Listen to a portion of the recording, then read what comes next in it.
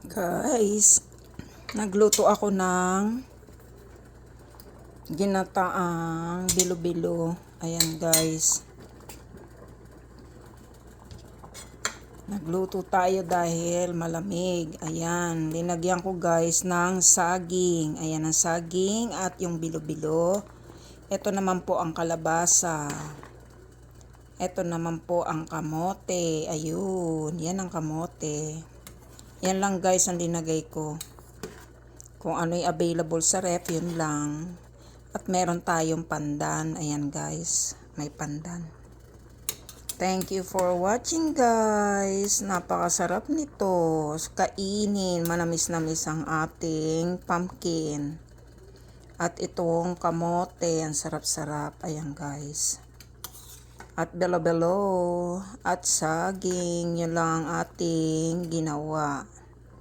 Yan ang ating saging.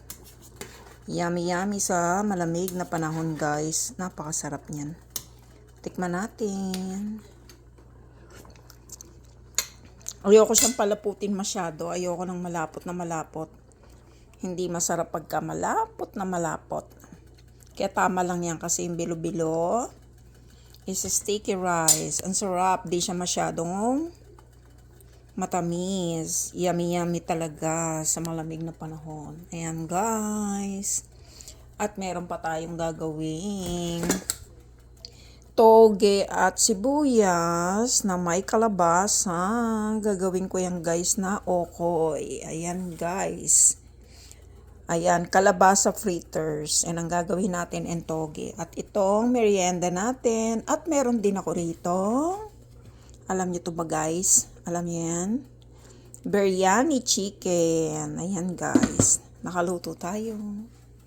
Dahil may oras tayo makapagluto. At medyo puyat-puyat pa ang lola.